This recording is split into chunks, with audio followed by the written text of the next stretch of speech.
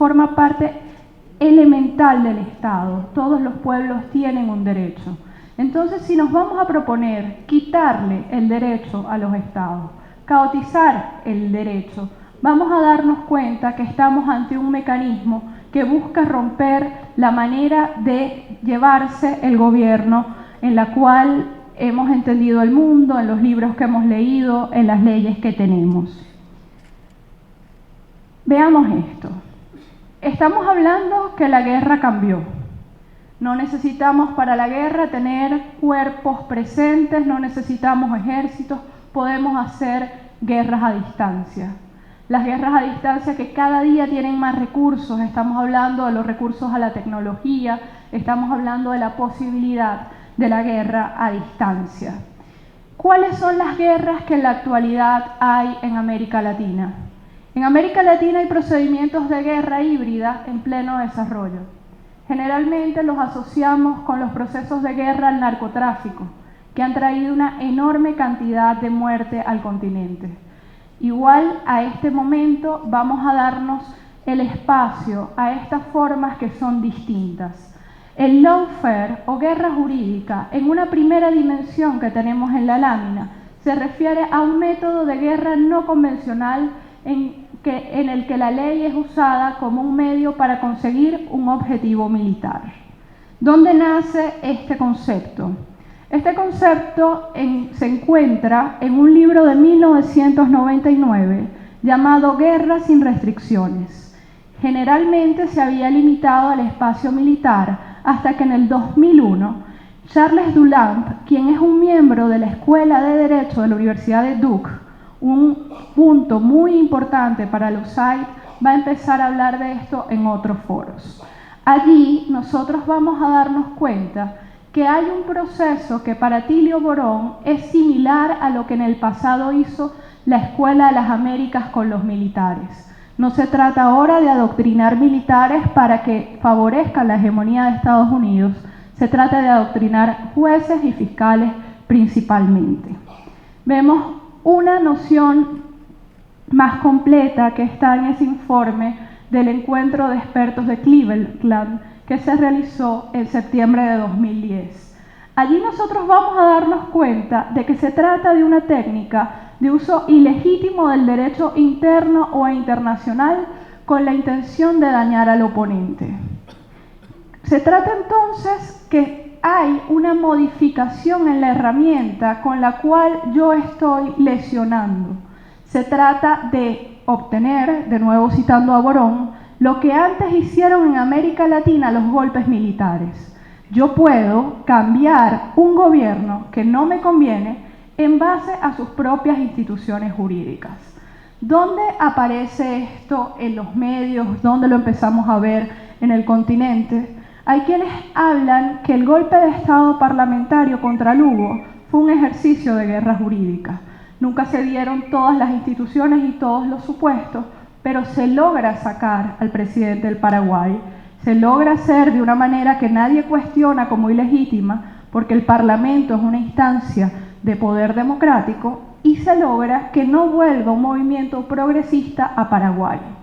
Eso también en el contexto que el golpe en Paraguay se da cuando estaba el movimiento bolivariano teniendo más auge en el continente, y la salida de Paraguay, la modificación de Paraguay, va a ser el comienzo del retorno de ese plan Monroe, como nos hablaba el magistrado. Vemos allí lo que estamos viendo. Se trata de un concepto militar. Lo teníamos en el 2001 recorriendo estas escuelas. Estas escuelas van a tener varios incidentes porque ellas están construyendo la necesidad de tener la guerra al narcotráfico y la guerra al terrorismo. ¿Cuál es el problema? El problema es que en el estadio actual del desarrollo hay algunos conceptos que son más fuertes que en las décadas pasadas. Por ejemplo, el sistema que protege los derechos humanos, el hecho de la creciente negativa del pueblo estadounidense a ir a la guerra, lleva a plantearse la necesidad de hacer una guerra justa. Requiere, en ese sentido, una jugada nacional, pero sobre todo una jugada internacional. Nosotros en Venezuela nos vamos a dar cuenta que la estrategia pasa por la constitución de un Estado paralelo, que empezó en el hecho de constituir un Tribunal Supremo de Justicia que ellos llaman en el exilio, que es una instancia legitimadora, un paratribunal, para empezar a jugar con los espejos de que cualquier supuesto en Venezuela sería legítimo. Y eso es lo que estamos viendo esta semana, donde vemos un inédito caso de un supuesto embajador pidiéndole al Comando Sur que intervenga en un país. Esta es la dimensión de lo que nosotros estamos viendo. Veámoslo. Nosotros tenemos que distinguir el discurso central de lo que es la guerra jurídica. La guerra jurídica se basa en la fase judicial, en la lucha contra la corrupción. La lucha contra la corrupción, que es un objetivo legítimo, que es un objetivo que está planificado dentro del marco de la ONU y que va a significar una presencia cada vez mayor de controles sobre el hecho político.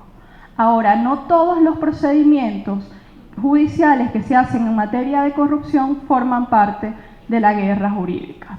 ¿Cuáles son los requisitos que nosotros vamos a ver en esa materia? En primer lugar, tenemos que son juicios altamente mediatizados. El ejemplo más grande en este momento es lo que pasó en Brasil. ¿Por qué? Porque en Brasil hay por lo menos un centenar de políticos que están enfrentando juicios por corrupción. Recordemos incluso que los jueces que promovieron, los parlamentarios que promovieron el impeachment de Dilma Rousseff, después fueron objetos de procesos penales que determinaron su responsabilidad. Allí la diferencia no está en el hecho judicial, está en el hecho de la relación del juicio con la prensa. La prensa que dice la corrupción recae específicamente en un sector político y archiva o en todo caso le da menos importancia a otros sectores. Se tiene entonces esta idea: el sistema de justicia sirve para garantizar lo que antes hacían los golpes militares. Eso nos descarta, por ejemplo, las situaciones en el Perú donde han habido tantos juicios a los expresidentes, pero no persiguen la intención de cambiar la fuerza política que gobierna. Tenemos la coordinación de los sistemas de justicia mediante el control extranjero, que son actitudes que normalmente vienen encubiertas en la supuesta colaboración, en el diálogo de los jueces, en la uniformidad de la justicia. La falta de los elementos jurídicos nos permite o nos va a darnos cuenta que los juicios se llevan más que ante los tribunales, ante la guerra. ¿Cuál es el gran caso ejemplar de esto? Es el juicio contra Lula da Silva. Recordemos que Lula da Silva fue objeto de la causa del lavallato, esa que tuvo un juez que fue el Sergio Moro, que criminalizó a una cantidad importante de políticos, todos los que estaban en relación con el PT. Nosotros vamos a darnos cuenta que el momento del juicio de Lula es un indicio de la técnica, porque Lula es enjuiciado y sacado del juego en momentos anteriores a las elecciones presidenciales. Unas elecciones presidenciales que van a dar un giro político que para mucha gente es inexplicable, porque después de la salida de Lula, después de este juicio y del gobierno de Temer, va a ser electo Bolsonaro, hecho que los analistas políticos entienden más en relación con el rechazo que produjo la operación Lavallato por el sector del PT, con que realmente los valores de Bolsonaro estén en relación con el pueblo brasileño. Es decir, la operación se hace con varios elementos que vamos a ver en detalle. El primero, el tiempo. El tiempo tiene que ser preelectoral. El segundo, la función. Se escoge un líder que pueda representar la visión alternativa del mundo y a partir de allí se proscriben los pensamientos. Por eso Borón dice que la ventaja del golpe militar es que en el golpe militar yo puedo sacar a alguien que ya está en el poder. En cambio, que las estrategias de la guerra jurídica permiten evitar que alguien llegue al poder o que alguien vuelva al poder. Esto es lo que estamos viendo con que falte una semana exacta para iniciar un nuevo juicio contra Cristina Fernández de Kirchner en Argentina, cuando han pasado varios años en esa pelea. El juicio de Lula da Silva fue objeto de escándalo en todo el mundo por la falta de contundencia de las pruebas. Los bienes por los cuales se dice que es enjuiciado no están en poder ni en existencia real de Lula. Lula es condenado a 9 años de prisión y en una segunda instancia la sentencia se lleva a 12. Lula da Silva es objeto de una decisión que impide, antes de ser condenado, que participe en un proceso electoral, y las condiciones de reclusión han sido más severas que para la media de los presos, que eso también ha sido un elemento del que se ha hablado mucho y que coincide con otro juicio similar, que es el juicio a Jorge Glass en el Ecuador, en el cual se le da una reclusión en un centro penitenciario ordinario sin garantías para su supervivencia y en un momento muy importante, porque la salida de Jorge Glass permitió el giro del gobierno del Ecuador, que había sido electo sobre la base de los votos del expresidente Correa. Entonces, nosotros vemos esto. ¿Qué son los elementos que reconoce la doctrina en esto? En primer lugar, tiene que darse una penetración del sistema de justicia. La penetración del sistema de justicia, entendida como de todos los sectores que forman parte: Fiscalía, Poder Judicial, órganos auxiliares. ¿Cómo se penetra? Se penetra a través de los paradigmas neutros, a través de la formación dirigida por organizaciones que fundamentalmente están asociadas con el gobierno de los Estados Unidos y con la utilización de un doble rasero de la ley. La ley no significa lo mismo, es un regreso al derecho penal de autor. Va a depender a quién representa la persona que estamos enjuiciando lo que significa la ley. Un tercer punto que tenemos allí es la función de los medios de comunicación que están en modo periodismo de guerra.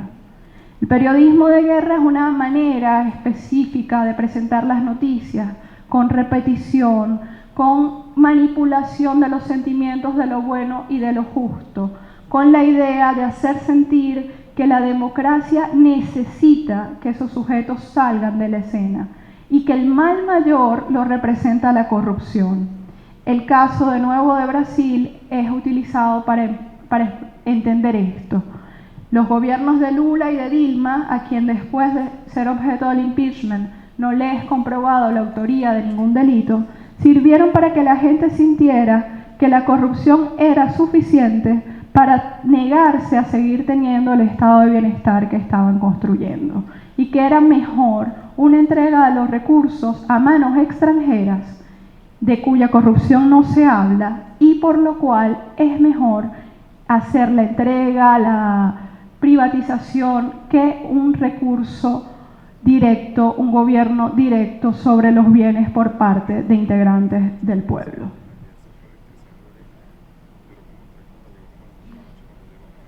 Ahora, si eso nos da el elemento central, lo que encontramos fundamentalmente en los medios con el título de lawfare, nosotros tenemos que ver que las doctrinas más modernas que están todavía recogidas en estos manuales militares nos hablan de otras cosas, sobre las cuales yo creo que es preciso que nosotros nos detengamos.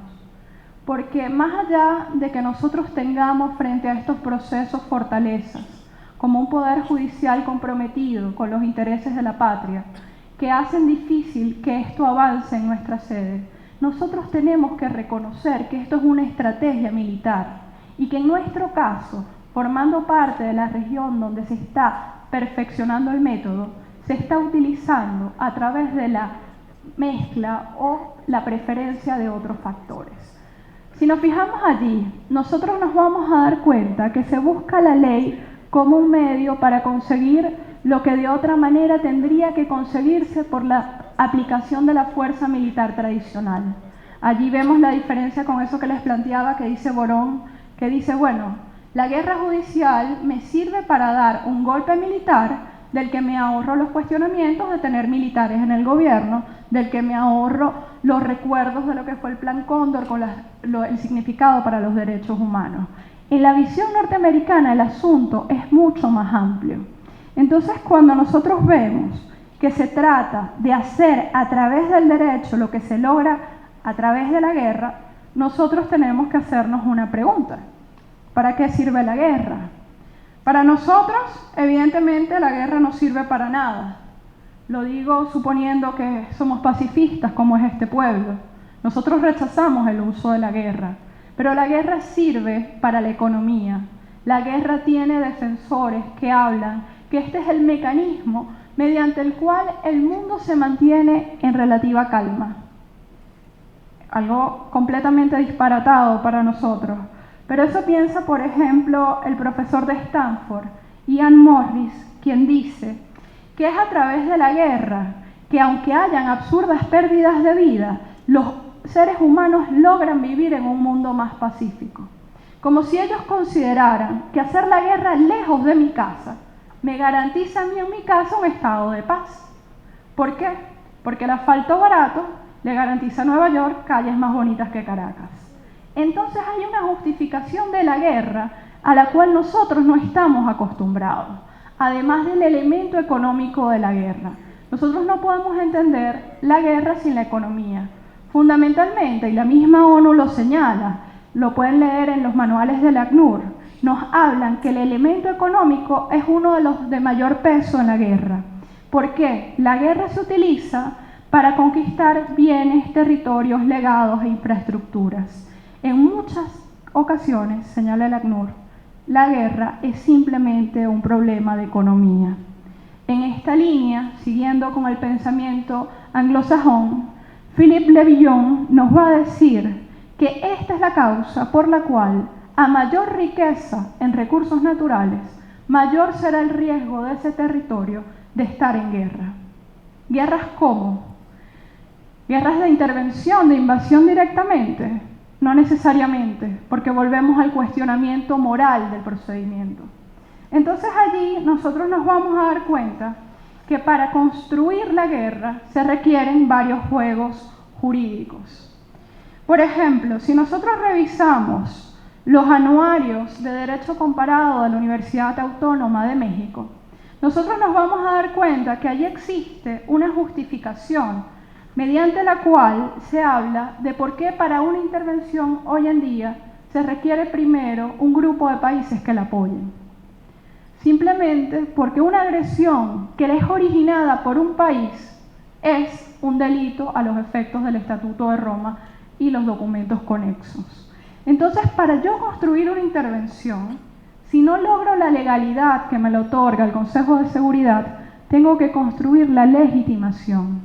Y la legitimación está en decir que hay un conjunto de países que observan la situación de un determinado Estado como siendo tan grave que se necesita actuar y que son varios, distintos, diversos, lo que ven eso. Esa es la base de la doctrina actual de la responsabilidad para proteger, que rompe todos los esquemas del derecho a la guerra que tradicionalmente estudiamos en Derecho Internacional Público. Si nosotros seguimos en esa línea, si nos permitimos pensar el derecho como una categoría que tiene que ver con nuestra realidad, si somos capaces de crear un pensamiento jurídico, nosotros vamos a relacionar temas que no tienen que ver con los juicios. Porque cuando nosotros hablamos de guerra jurídica únicamente con los juicios, estamos recibiendo la experiencia de otros pueblos, la experiencia del Brasil, de Paraguay, de Argentina, de Ecuador. Pero cuando nosotros vemos el escenario y recordamos que ese planteamiento decía que la guerra jurídica sirve para que el derecho otorgue lo que antes daba el conflicto militar, nosotros vamos a encontrarnos un orden internacional compuesto por nuevas cosas. Por ejemplo, ¿qué son las sanciones unilaterales de las que nosotros estamos siendo objeto? Nosotros vemos que son instrumentos nacionales, son dictámenes administrativos de una autoridad legítimamente constituida, que buscan crear cambios en la economía de los países destinatarios y que impactan la vida de las personas de esos estados. Un poco en eso que hablábamos en la justificación de la guerra. Yo justifico la guerra en mi opinión pública porque me permite mi propia paz. Cuando yo utilizo sanciones que destruyen económicamente un país, estoy lesionando los derechos humanos de la población de ese país. Pero eso no lo decimos nosotros desde Venezuela, eso lo dice la Corte Internacional de Justicia cuando declara parcialmente con lugar la demanda planteada por la República Islámica de Irán, cuando dice que si una sanción tiene impacto sobre los derechos individuales y sobre la aviación civil de un país, no está en el orden del juego internacional, sino que se está constituyendo una lesión de todo el orden internacional. Más documentos en ese sentido, las observaciones generales de las Naciones Unidas en el Comité de Derechos Económicos, Sociales y Culturales, que dicen que las sanciones, incluso las legalmente dictadas, sirven para hacer dos cosas. La primera cosa que generan es un mayor sufrimiento a la población y la segunda, en consecuencia, es un mayor nivel de corrupción. ¿Por qué generan corrupción las sanciones? Generan corrupción porque aumentan la dificultad del acceso a los derechos. Entonces, lo que hasta ayer se obtenía tan solo presentándome con mi cédula de identidad como ciudadana, ahora no está disponible. Y ese es el caldo de cultivo para el tráfico de influencias, para cualquier práctica que esté en contra de las normas del buen gobierno.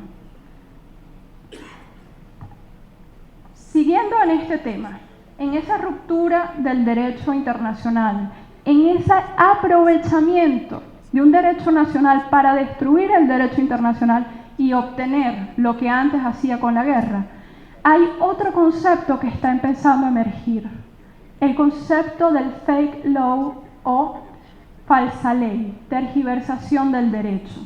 Nosotros nos vamos a dar cuenta que esto existe en los tiempos de la virtualidad. Nosotros a diario estamos oyendo hablar de las noticias falsas, de las fake news. El tema de que nos bombardean con tanta información que todo se nos olvida muy rápido. Pero en esa categoría hay un sector que es meramente jurídico. ¿Qué tenemos allí? Se crea un discurso con apariencia de legalidad por su forma o referencia a instrumentos jurídicos efectivamente existentes que busca revertir de validez y legitimidad actos expresamente proscritos en la legislación, o por lo menos contrarios a la interpretación sistemática y pacífica del derecho. Eso para mí, en nuestro momento actual, es la utilización del artículo 187 de la Constitución.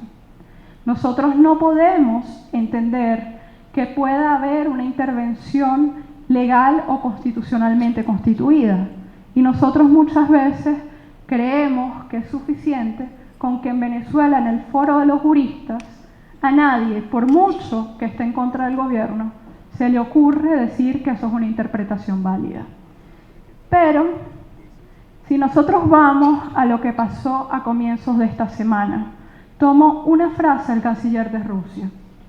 Lavrov dijo: Guaidó siempre hace referencia a su derecho a llamar a una intervención militar con apoyo de Estados Unidos, y esto no es democrático.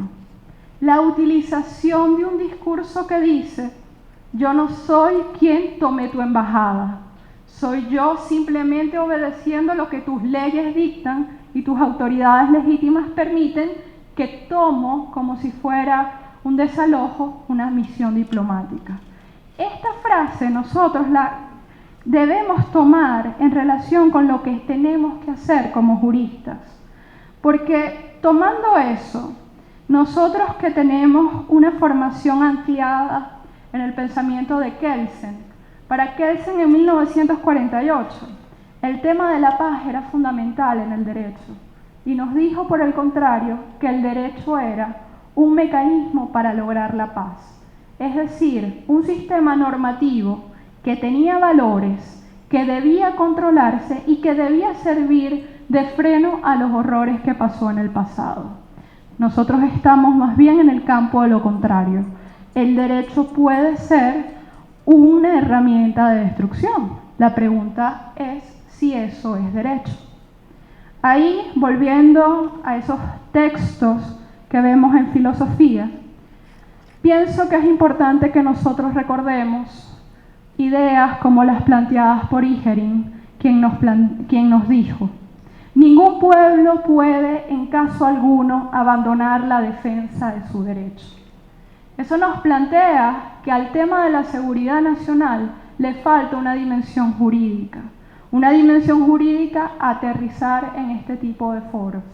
Nosotros, después de 2 años, 3, del conflicto que se ha planteado entre los poderes, tenemos un centro que renunció a las competencias parlamentarias, que produce actos normativos que dicen que no están destinados a tener efectos en Venezuela, sino a la comunidad internacional. ¿Cómo funciona eso? Para nosotros eso es nulo de toda nulidad, pero tiene un auditorio. Y el auditorio es el juego mediante el cual quieren que nosotros, las víctimas, tengamos las culpas de nuestras desgracias.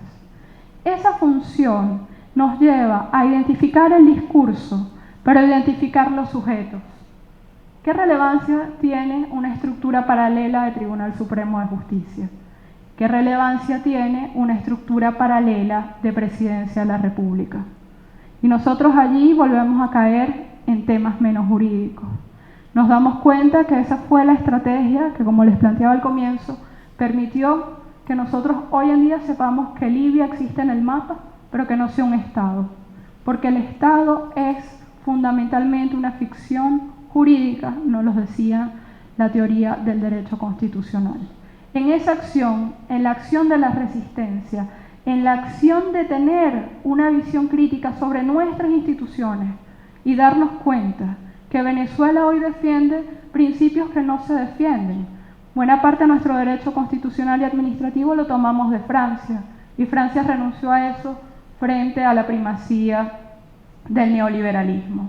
Con esto, lo que quise plantearles en un tema increíblemente amplio es que nosotros estamos dando una lucha sobre cada una de las categorías que nos lleva necesariamente también a negar a que cualquier uso de normas, simplemente por la real jerarquía normativa o su aparente conexión con un elemento mayor, no puede ser tomada como derecho. El derecho no puede desprenderse de esa parte axiológica, y pienso que en todas estas jugadas nosotros debemos cerrar con el artículo 1 de la Constitución, que nos recuerda, por lo menos en el tema de la intervención, que Venezuela es irrevocable e irrenunciablemente un país independiente. Muchas gracias.